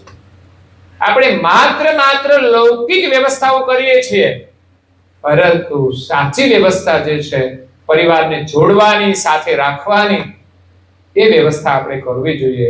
અને અઠવાડિયામાં એમ થવું જોઈએ કે આજે તો આપણે પરિવાર સાથે પ્રાર્થના કરીએ, પરિવાર સાથે જમવાનો આનંદ હોય છે, પરિવાર સાથે ફરવાનો આનંદ હોય છે, પરિવાર આપણે બધા સાથે ભેળા મળીએ ત્યારે આનંદ થાય છે. પણ એક કામ અધૂરું રહી જાય છે કે પરિવાર સાથે મળીને પ્રાર્થના કેમ નથી થતી? એવું આયોજન અઠવાડિયામાં એકવાર તો થાય કે ના થાય? હું એમ કહું છું, અઠવાડિયે ફિક્સ ના હોય તો જ્યારે પણ બધા ભેગા હોય અને સંધ્યાનો સમય હોય ત્યારે આપણે કરી લેવું જોઈએ. અદ્ભુત આશીર્વાદ મળશે પરિવારને. પરિવારની અંદર એકબીજા પ્રત્યે એટલો બધો સ્નેહ આવશે કે ક્યારેક તમારા ઘરની અંદર કલેશ નહીં થાય. પરમ ગુરુમાં બધાની પ્રીતિ થઈ તો સમજવાનું તમે બધા એક મત વાળા થઈ ગયા, તમારા ઘરની અંદર 2 મત થશે નહીં. પરમ ગુરુનો પ્રેમ એ જ પરિવારનો સાચો પ્રેમ છે. એમાં જ ત્યાગ ભાવના છે, એમાં જ સમર્પણ ભાવના છે, એમાં જ સહનશીલતા છે. એ પરિવાર માટે જીવશે, એની અંદર જુદાપણું નહીં હોય. આપણે જોઈએ છે પરિવારો જુદા રહેવા છતાંય ભેગા હોય છે, જેમાં જુદાપણું નથી હોતું. અને ઘણા લોકો ભેગા રહેતા હોય પણ કલેશ હોય ઘરમાં, પછી એને જુદા થવું પડે છે, વચ્ચે દિવાલો ઊભી કરવી પડે છે. જ્યારે એવા પરિવારો જોવા મળશે સંસ્કારી, કે બધા વ્યવસ્થાના રૂપમાં અલગ રહેતા હોય છે, પણ ભીતરથી બધા એક થઈને રહેતા હોય છે. ન કોઈ પૈસાની ગણતરી, ન કોઈ વ્યવસ્થાની ગણતરી કે મારું છે, બધા સાથે રહેવાનું છે, રહીને ચાલ્યા જવાનું છે. બાકી તો આ દુનિયામાં કશું આપણું થયું નથી, થવાનું પણ નથી. મળ્યું છે તો પ્રેમથી કેમ ના રહીએ? મહત્વ એટલું છે. તો આ સંકલ્પ પત્રનું જાગરણ આપણે ખાસ બધાએ અભ્યાસ કરતા બાળકોથી માંડીને પેલા ધોરણમાં બેસે ને તો એનો નિયમ લાગી જાય. તિલક કરે, પ્રણામ કરે, જે બોલે, આ બધું નાનું નાનું છે. બાળકોનું સંકલ્પ પત્ર અલગ છે. એની અંદર 18 નિયમો છે, જેમાં માતા પિતાને પ્રણામ કરવાનો આવે, સૂર્ય નમસ્કાર આવે. તો એ બાળકો માટેનું અલગ છે, ગુજરાતી, હિન્દી ને અંગ્રેજી. એ બાળકને જ્યાં સુધી ભણતા હોય તમામ બાળકોને લાગુ પડશે, પણ અભ્યાસ પૂરો થઈ જાય એટલે મોટા ફોર્મની અંદર જોડાઈ જશે અને એમાં આપણે એને જોડીને પરમ ગુરુના આશીર્વાદ મેળવવાના છે. આ એક નિમિત્ત છે, આપણો પ્રયાસ છે. તમે એમાં જે કંઈ જોડાશો તો ખરેખર તમને ને તમારા પરિવારને બહુ મોટો લાભ થશે. આજે કૈવલધામવાસી, શું નામ છે બાનું? જસીબાની પાવન સ્મૃતિમાં આજે એમનો જે પરિવાર અહીંયા ઉપસ્થિત છે, એમના 3 દીકરાઓ અલગ તો થઈ ગયા છે, પણ હજુ બા છે ત્યાં સુધી તો આ એક સામૂહિક કાર્ય એમનું એ એકતાનું પ્રતીક છે. માતા પિતાની ઉપસ્થિતિ હોય ત્યાં સુધી બાળકોએ ભલે કદાચ વ્યવસ્થાના રૂપમાં જુદા થાય, પણ આંતરિક રીતે એકબીજાની જરૂર હોય ને ત્યાં એને મદદરૂપ થવું જોઈએ. એ એક પરિવાર કહેવાય. એટલે માતાની હાજરી હોય ત્યાં સુધી તો કંઈ પક્ષપાત થાય તો માતા પિતાને કેટલું દુઃખ થાય છે. ઘણીવાર આવું બનતું હોય છે, ઘરમાં ભાઈઓના મતભેદ ઉભા થાય કે મા બાપને બહુ દુઃખ થાય છે. તો ભગવાન કેવી રીતે ખુશ થતા હશે? એટલે ખરેખર મા બાપની હાજરી હોય ત્યાં સુધી ભાઈઓની અંદર કોઈ કલેશ ના હોવો જોઈએ, કુટુંબના કોઈ સભ્યની અંદર અનબન નહીં હોવું જોઈએ. એ ભગવાનના આશીર્વાદ છે. તો અહીંયા જસીબાની પાવન સ્મૃતિમાં આજના દિવ્ય સત્સંગ પારાયણનું આયોજન સદગત આત્માની શ્રદ્ધાંજલિ રૂપે કરવામાં આવ્યું છે, પરંતુ એક નિમિત્ત છે. હકીકતમાં તો એમનો જે પાછળનો પરિવાર છે એમના આશીર્વાદ માટે આ પારાયણ થતું હોય છે. એમની સદગતિ, એમના જીવનમાં એમણે જે કંઈ કર્યું છે એ સાથે લઈને ગયા છે. બાકી આ વ્યવસ્થા તો અહીં જ રહેતી હોય છે, પણ પાછળથી એમના પરિવારજનો એમાંથી કંઈક માતા પિતાનું ઋણ ચૂકવવા માટે સદકાર્યની અંદર ધન વાપરે. બધું તો આપણે નથી વાપરતા વારસામાં મળેલું, પરંતુ થોડું ઘણું વાપરીને આપણે એના ઋણમાંથી છૂટવાનું છે. જો કે આમ તો પાછળથી ખાટલા ગાડલા ગોદડાની બધી વ્યવસ્થાઓ ચાલતી હોય છે, પણ જ્ઞાન સંપ્રદાયની અંદર ભાગશાળી છે જે લોકો જાગૃત થયા છે અને સમજે છે કે ભાઈ આ ખાટલા ગાદલા ગોદડા કોઈ પાછળથી ત્યાં જતા નથી ને એની જરૂર પણ નથી હોતી. પણ આ તો એક પૌરાણિક માન્યતાઓ છે ને કે માતા પિતાનો જે ઉપકાર છે ને એની પાછળ આ બધી કર્મકાંડ વિધિઓ મૂકવામાં આવી હતી કે લોકોનો જે સદભાવ છે મા બાપ પ્રત્યે, અને એમ માન્યતાઓ છે કે જીવાત્મા જાય છે એ એનો ઋણી છે. એટલે ભલે મા બાપ કોઈને નડતા નથી, પણ ઋણ તો ચૂકવવું પડે ને, દીકરો હોય તોય. એટલે એના ઋણમાંથી છૂટવા માટે આ પાછળની લોકો વિધિ કરાવતા હોય છે કે ભાઈ તમે આ કરો એટલે છૂટી જાવ, એવી માન્યતાઓ ઊભી થઈ છે. પછી તો આ બધું કર્મકાંડ એક વ્યવસાય થઈ ગયો. હકીકતમાં તો એના પાછળ કોઈ ગરીબોને તમે, કોઈ દુઃખીને કઈ મદદ કરો તો એનું એક પુણ્ય છે, એનાથી પણ આશીર્વાદ મળે છે. કોઈ ભૂખ્યાને ભોજન, તરસાને પાણી, કોઈ ગરીબ હોય, કોઈ અશિક્ષિત હોય, એને પણ આપણે મદદરૂપ થઈએ તો આપણું જે સેવા કાર્ય ચાલતું હોય ને એ પણ એનો ભાગ જ હોય છે. માનો કે આપણે ચોપડા છપાવીએ છીએ, એમાં ગરીબોને થોડો પણ લાભ થતો હશે તો એક એની મદદ રૂપે છે, આપણે કંઈ બીજું કરતા નથી.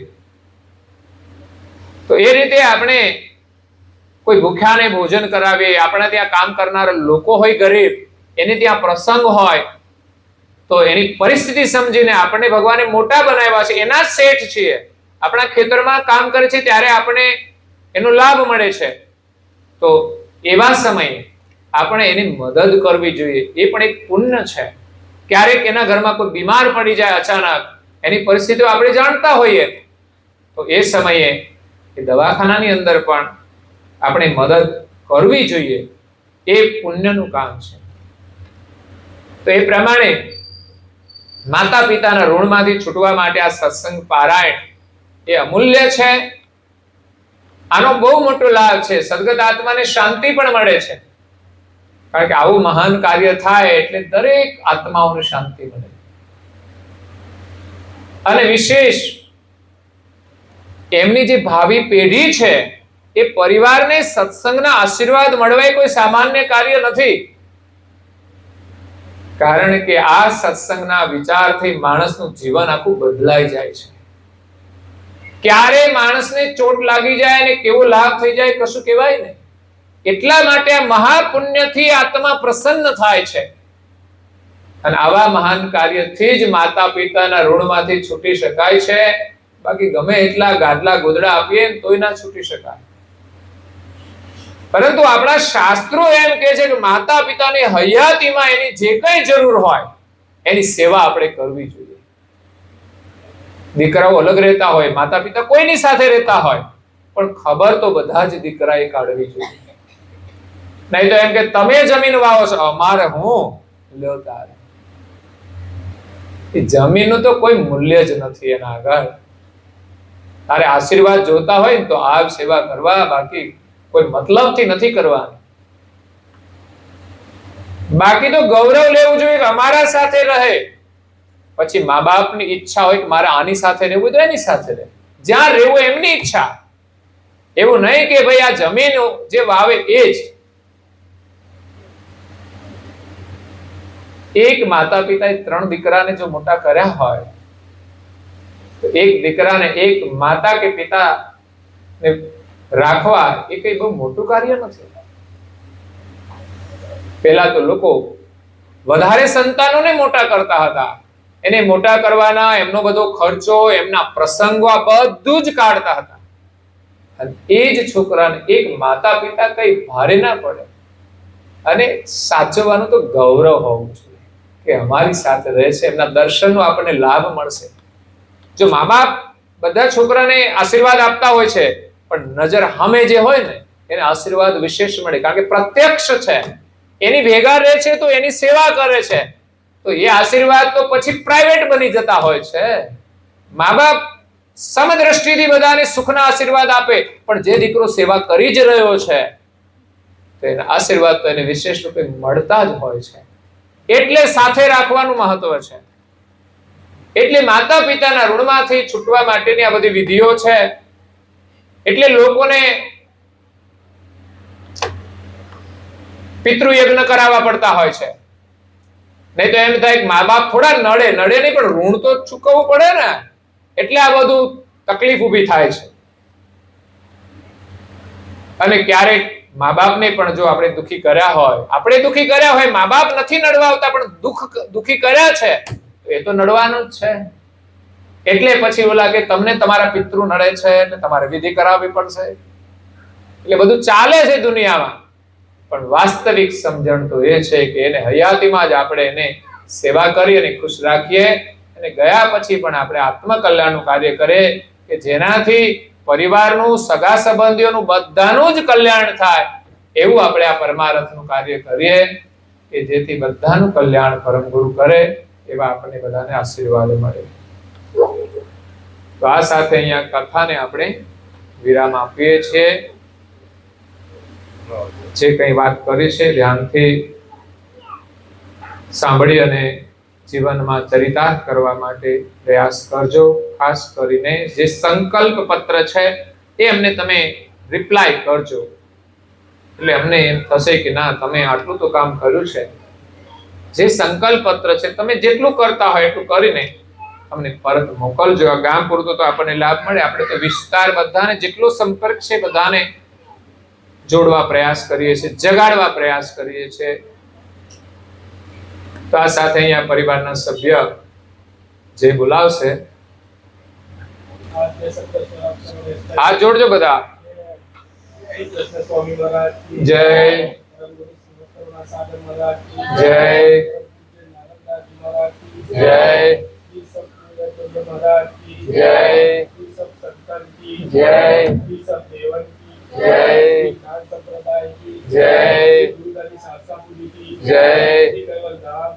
જય કથા સત્સંગ પૂર્ણાવતી કા સત કેવલ સાહેબ. બધાએ 3 વાર પગે લાગવાનું છે, માથું નમાવીને જરા. સત કેવલ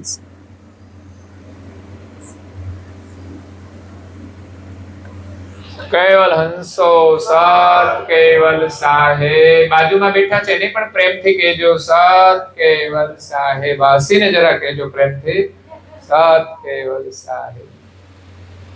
હાથ જોડી હાથ પાયે પ્રેમથી સૌ લાગીએ.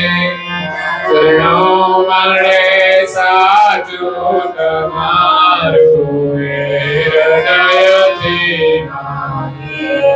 જય અંશ આવ્યા પાસે ચરણમાય પગાવજો. પરમ ગુરુએ આત્માને શાંતિ સાચી આપો. મારી કર્મનાયો એ કરીને જે પૂર્ણમાયો ધરે ત્યાં પૂર્ણ પ્રેમે ઓ પરમ ગુરુ આપની ભક્તિ. લક્ષ 84 માતના રે લક્ષ મારે કાપજો. પરમ ગુરુએ આત્માને શાંતિ સાચી આપજો. સંપત્તિ સુવિચારને સત્કર્મનો વારસ. જન્મ જન્મ સત્સંગથી તાર પાર આલોકને કરી લોકમાં તમ પ્રેમરગે આપજો. પરમ ગુરુએ આત્માને ભલો શાંતિ સાચી આપજો. મળે ભોગ કે સુખ સ્વર્ગના આશાઓ વિનતી. બોલે દુર્લભ માનવીનો ભજન કરવા સાચો બતાવી રૂપસી કૈવલ હૃદય સ્થાપજો. પરમ ગુરુએ આત્માને શાંતિ સાચી આપજો. પરમ ગુરુએ આત્માને શાંતિ સાચી આપજો. પરમ ગુરુએ આત્માને શાંતિ સાચી આપજો. आज की केवल धाम की श्री विचलदास जी महाराज की जय.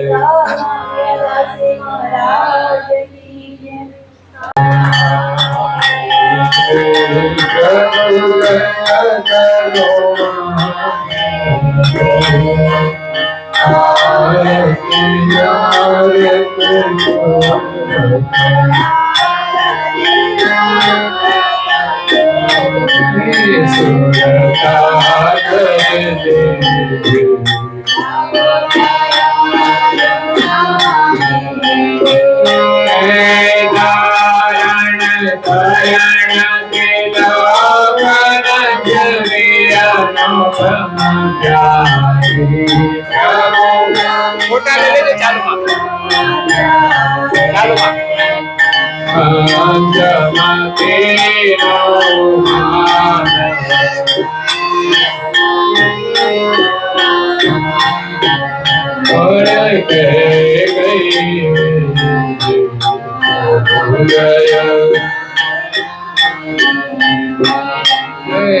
करुणा सागर नाम तुम्हारो विचल भगवासे प्रभु विचल भगवासे शरणागत रे सानम शरणागत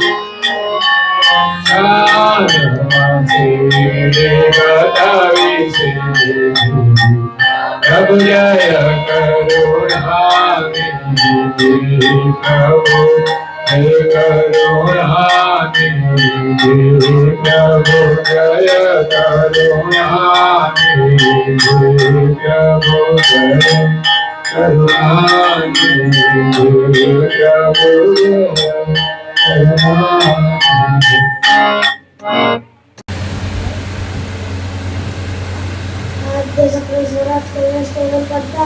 जय जय